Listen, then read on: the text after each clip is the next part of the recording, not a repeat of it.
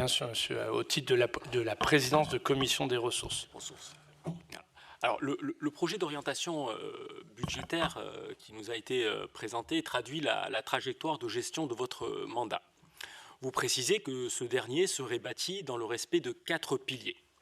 Le premier pilier que vous exposez est la garantie de la stabilité des taux de fiscalité des ménages. Les bases ont été revalorisées, comme il a été exposé, il y a une recette supplémentaire de plus de 8 millions d'euros suite à cette revalorisation de ces bases. M. Guispin a demandé une baisse de ces taux afin que les contribuables montpelliérains ne soient pas impactés par cette hausse de leur taxe d'habitation, taxe plutôt de foncier bâti. Vous avez présenté la gratuité des transports comme une mesure forte de pouvoir d'achat. Alors une pensée et un geste pour ceux qui contribuent à 60% des recettes de fonctionnement de la ville. Cela mérite aussi votre attention, cela mérite aussi un geste pour les 8 millions supplémentaires que vous avez reçus. C'est ceux-là même qui payent souvent la solidarité et qui sont bien souvent oubliés. Le deuxième axe que vous avez développé est celui de pérenniser l'autofinancement. Vous affirmez que l'épargne brute est satisfaisante.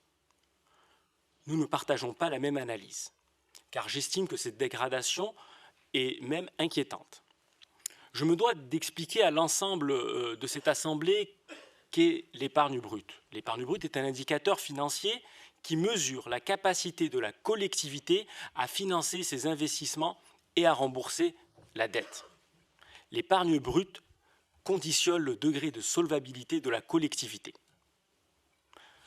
Cette épargne brute a été de 52 millions d'euros en 2019. Elle passe aujourd'hui à 30 millions d'euros.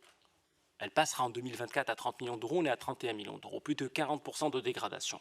Dans vos prévisions sur le budget 2021, dans ce graphique-là, vous prévoyez que l'épargne brute serait à 46 millions d'euros en 2024. Donc vos prévisions ont été fausses et avec un grand écart notamment. Ceci nous inquiète pour les prévisions qui sont faites dans ce DBO. Le troisième axe que vous avez cité est celui d'assurer, et je vous cite, une gestion stratégique et maîtrisée de la dette. Votre idéal n'étant pas de dépasser les 12 années d'endettement. Pour rappel, l'endettement, comme l'a rappelé Mme Yag, était à 3 ans au début de votre mandat. Il va quadrupler pour arriver à 12 ans. Ce n'est pas une maîtrise de la dette que de quadrupler. Il y a 20 ans, il était presque nul, cet endettement de la ville. Et d'ailleurs, c'est ce qui vous a permis aujourd'hui de faire les investissements qui sont mis en route. Le ratio de désendettement de la ville est en train de grimper de manière exponentielle. Je rebondis sur ce qui a été dit juste avant. La dette, oui, ça peut être bien, mais encore faut-il qu'on puisse encore être financé à des taux d'intérêt qui sont raisonnables. Parce que quand on dépasse les 12 années d'endettement, ou quand on s'y approche, les banquiers ne veulent plus nous prêter, ou prêtent à des taux d'intérêt qui sont énormes.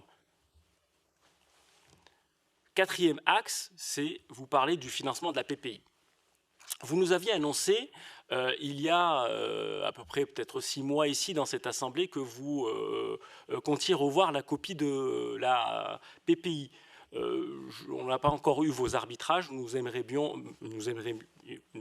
bien avoir vos arbitrages à ce sujet. Et à 2 ans de la fin de votre mandat, qu'en est-il de la réalisation de cette PPI? Il me semble qu'il reste plus de la moitié à réaliser dans les 2 années qui suivent.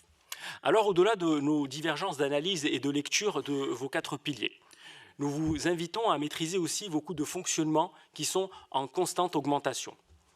Concernant les charges de personnel, et ça a été répété, certes, vous devez assumer l'augmentation du point d'indice, mais une autre politique managériale que ce qui se fait et qui fait peser à la ville le coût de l'absentéisme, couplé au mal-être des agents, serait la bienvenue.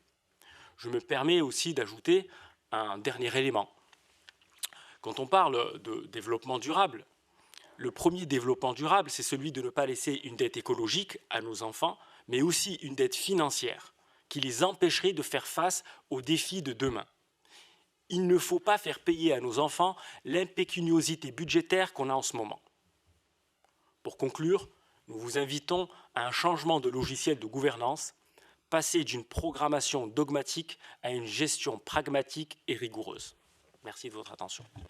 Merci.